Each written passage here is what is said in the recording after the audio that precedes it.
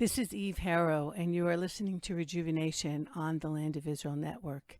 It is August 11th, 2019, the 10th day of Av, 5779, and today the Jewish people are commemorating the loss of both temples. This is, even though the real fast and the day is the 9th of Av, because it fell on Shabbat, then it's pushed off until today as a day of mourning. We do not mourn on Shabbat.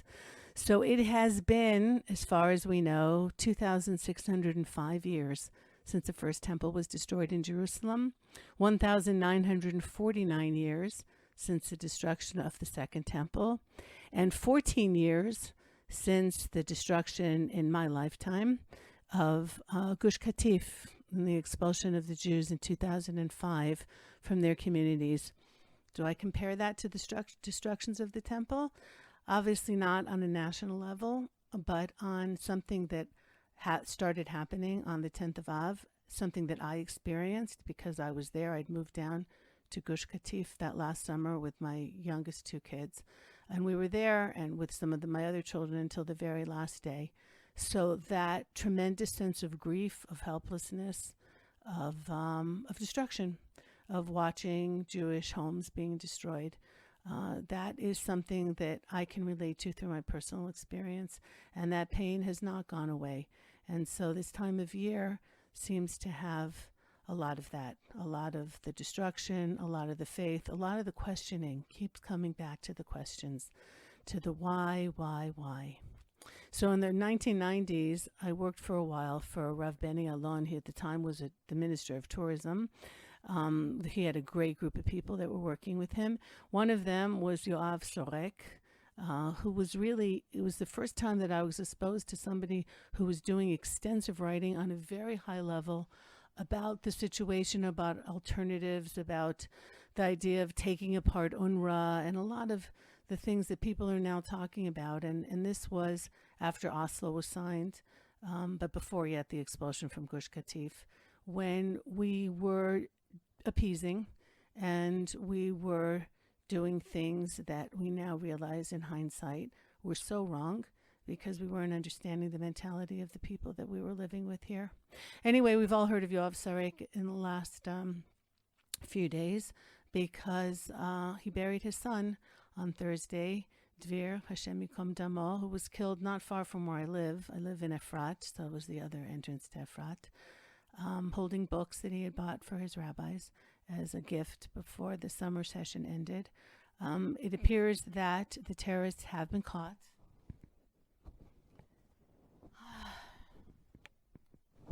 And hopefully they won't be released in some kind of prisoner exchange. And one of the things that Yoav said apparently yesterday was that he hoped that his son hadn't seen the face of evil, that he had been killed without seeing who killed him.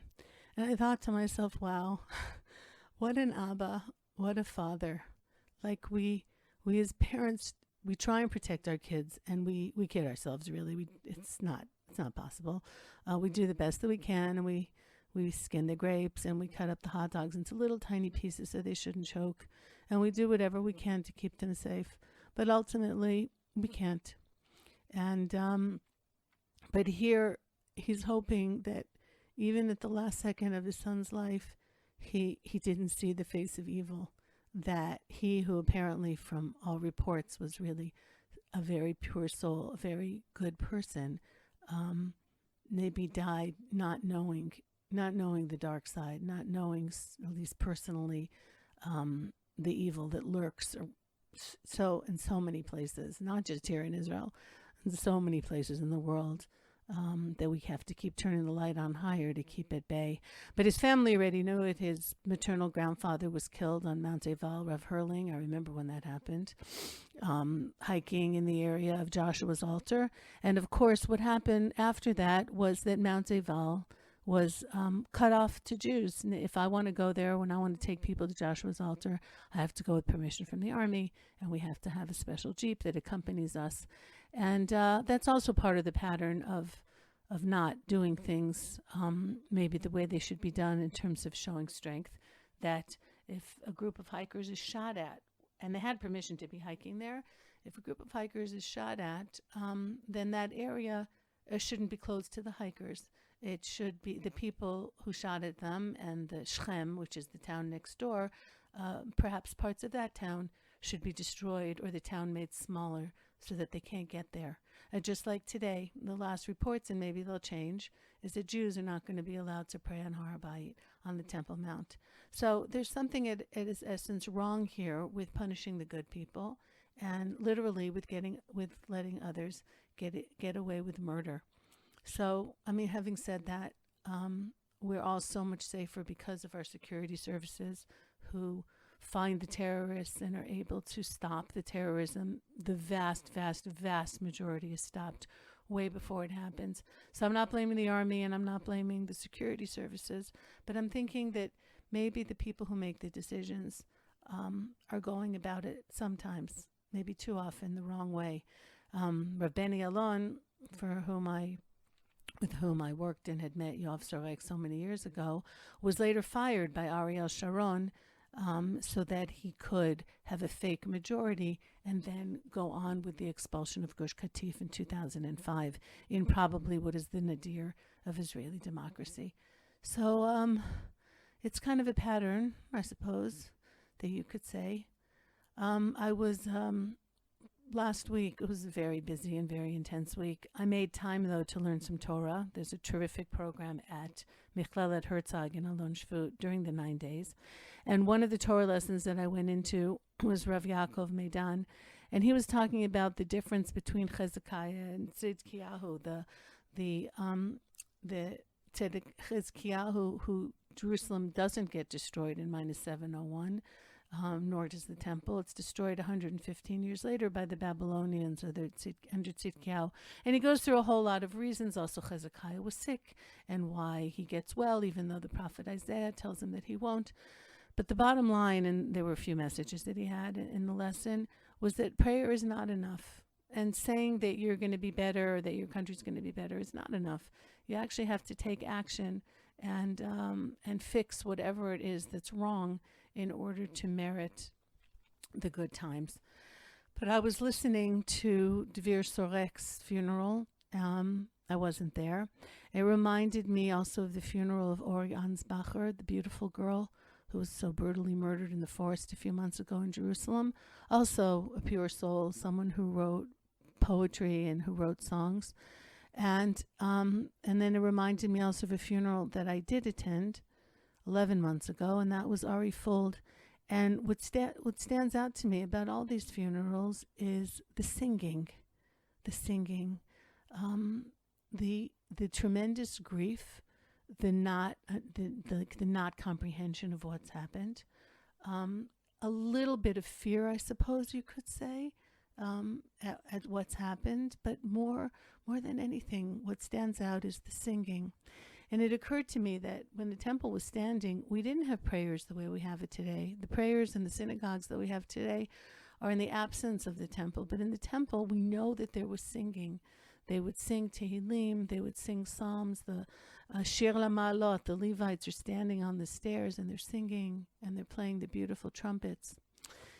And I think about the connection with the funerals, and I wonder, and I don't know if I'm forming these thoughts correctly, so please don't get me wrong, but the people who are killed, are they the sacrifices? Are these not sacrifices for peace, as we were told so many years ago when buses were blown up by the terrorists? Oh, these people are sacrifices for peace. What a lie.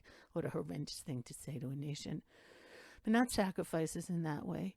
But somehow, is there like some big tally somewhere that has to be filled before redemption really comes? And are the people, and so, it seems that it's the best people. It's so many of the best people. And that the funerals and the singing at the funerals, that in some way, this is as close as we're going to get to the temple, not the synagogues, but the funerals of these fine people, the light that's snuffed out by the darkness, by the most evil people on the planet. And the reaction that we have, which is a spontaneous reaction. Nobody's telling anybody at the funerals what to do. But the singing and the faith that comes through no matter what, that in the midst of this tremendous and overwhelming grief, there's still a sense of there's a plan. God has a plan, and we have to keep the faith no matter what.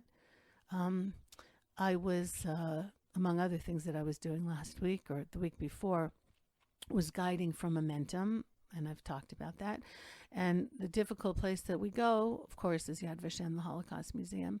And before we go in there, and I speak to the women about the fact that it is going to be sad, but it should be sad. But then we come out to Jerusalem, and we come out to the joy, and that we live with that here in Israel, with that tremendous emotional tension of the great grief and the great joy. But one of the things that I always tell people before I go into Yad Vashem with them is to take a look at who else is there.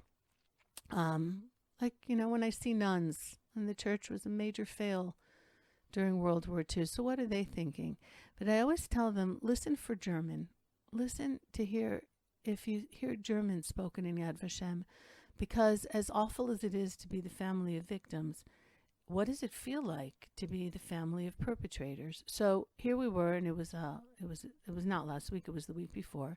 We were in Yad Vashem, and I was taking the women around, and I saw it definitely looked like a group of dignitaries, and I went up to someone who was clearly one of the bodyguards, and I said, "Who's here?" And he said, "Germans." Not just any Germans, though. The head of the German Navy was there. So I told that to some of the women who were around me. So it wasn't just Germans. It was the head of the German Navy. It's someone who's responsible for protecting Germany, but also maybe for protecting other countries, or for making sure that bad countries don't get out of hand.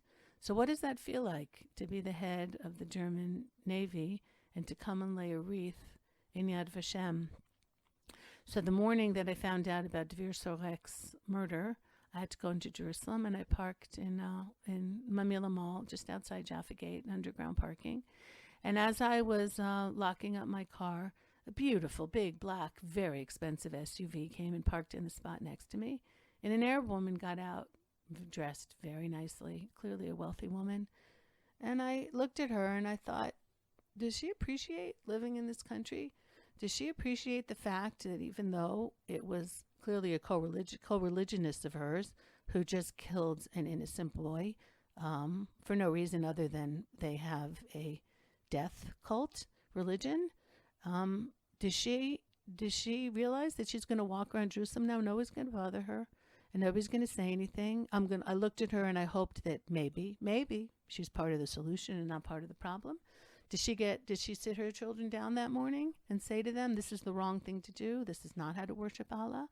Does she have any impact whatsoever on her society, so that the scumbags who do the things that they do in the name of Allah maybe one day will stop? And all these thoughts are going through my head. And I think, wow, as bad as it is to be the family of victims, what must it be like to be that family, to be the family of Islam, which right now, and I don't care how many nice exhibits are thrown up in all these different museums about the fluffy side of Islam, right now, for most people in the world, we associate Islam with death, with terror, with murder, with jihad, with nothing good. What must that be like? And maybe if I'd been in a different kind of a mood, I would have asked her, but I really wasn't in the mood. I wasn't in the mood to talk to an Arab. I don't care how nicely she was dressed and how amazing she might have been. I was just really not in the mood. I was hurting. I was hurting for another family who will never be the same, because their child, who wasn't even yet 19 years old, didn't get a chance. Didn't get a chance in the name of what and for what? Because they're going to lose. There's absolutely no way that the Muslims are going to win. They're going to cause a lot of us to bleed, them more than anything else. But we in Israel, we know what's going on, and hopefully we will have leadership who will get us to the good places and get us to a place where we're so strong that nobody's going to mess with us, and we're not going to do stupid things like leaving Gush Katif and leaving Harival and so many other acts that we have taken in some kind of like desperate not understanding of the mentality here in the Middle East and what has to be done in order to survive. So since I'm fasting today and I'm about to get really, really crabby and very, very thirsty, this is going to be a short show. But I did want to end it reading you something that my daughter wrote. I told you last week very briefly that on Friday morning, on August 2nd, on Rosh Chodesh Av, I was privileged to once again be in the room when one of my grandchildren was born. And I didn't know the name when I taped the show last week. I didn't know her name, but I most definitely know it now. And I think that my daughter's words, her mother, Elisheva, are the best way of ending this show. So this is the meaning of my new granddaughter's name. Her name is Nachali Ariel. And my daughter wrote this last week. In last week's Torah portion, Masai, God tells Moses that the land of Israel will be divided, and each of the tribes will receive a divinely determined nachala, an inheritance or birthright. Nachala is written an amazing 29 times in this portion. Excluded from inheriting the land is the tribe of Levi, and within them the Kohanim, the priests. Instead of a land inheritance, the tribe of Levi are given a spiritual nachala, namely responsibility of taking on the daily holy work in the temple in Jerusalem, the temple, also called Ariel. From a biblical perspective, it is important to understand that nachala is actually not really an inheritance. Inheriting the land is not something meant for one person or one generation to receive and do with as they wish. It's more like the British royal family. They are born into the crown, but they do not own it. They are simply overseers of that birthright. So too, the Jewish people do not actually own the land. The land belongs to God, and God can do with it as he wishes. It was and continues to be divine will that the land of Israel be given to the Jewish people as overseers. This is an everlasting, unseverable connection between our people and our land, one which comes with deep responsibilities. Nachali means inherit, acquire, in command feminine form. You shall inherit. By naming our daughter, I'm still speaking, I'm quoting my daughter, Elisheva. By naming our daughter Nachali Ariel, we illustrate the Jewish people's connection to the land of Israel, to Jerusalem, to Har HaBayit, the Temple Mount, to the Holy Temple. And not just any connection, but a fulfillment of the command to live in this land, to protect it and build it for the current generation and generations to come. We thank Hashem with the deepest gratitude to have merited in taking part in actualizing the 2,000-year-old dreams of our people, and specifically during this time of year, when we're mourning the loss of our temple, we pray to merit to renew the ultimate connection in the holiest place for the Jewish people, in Ariel. On a personal note, 10 months ago, our friend Ari Fold was murdered in the name of a nationalistic goal of a people set to destroy the Jewish nation and sever our connection to this land. A people trying to claim our inheritance, to take our rightful nachala. Nachali Ariel includes Ari's name within hers. Ari Fold was a man who never questioned our connection to this land and our Torah. Ari was unapologetic, brave and heroic to the very end, fighting for Israel and the Jewish people. He understood the idea of nachali, that settling the land is not a personal choice but a national commandment. We bless our Nachali Ariel with the resolve and heroism, deep love and emunah, faith, that was Ari's. Bezrat Hashem, she should carry herself with majesty and strength, secure in who she is and what she stands for, knowing that she stands on the shoulders of giants, aware that 3,500 years of generations came before her. She is but continuing the mission in the claim of our Nachala, our rightful birthright, inheritance, our homeland. May Ari's name continue to be a living blessing and inspiration to the Jewish people. And I just want to say, now it's back to Eve, wishing Nachali Ariel, my new granddaughter, long life and health, and that her parents be able to raise her in peace and in joy, and that and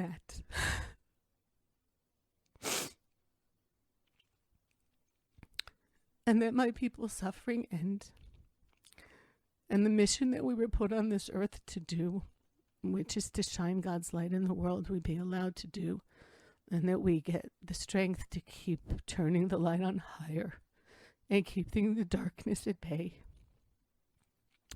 in the hope that next year, the 9th of Av, will be a day of joy, and wishing for the Sorek family and others in Ansbacher who have sacrificed their children for this national mission some kind of solace. Hine lo yanum v'lo yishan shomer Israel. Eve here on Rejuvenation for the Land of Israel Network. Thanks to Ben, to Tabitha, and to all of you. Take care, everybody. Goodbye for now.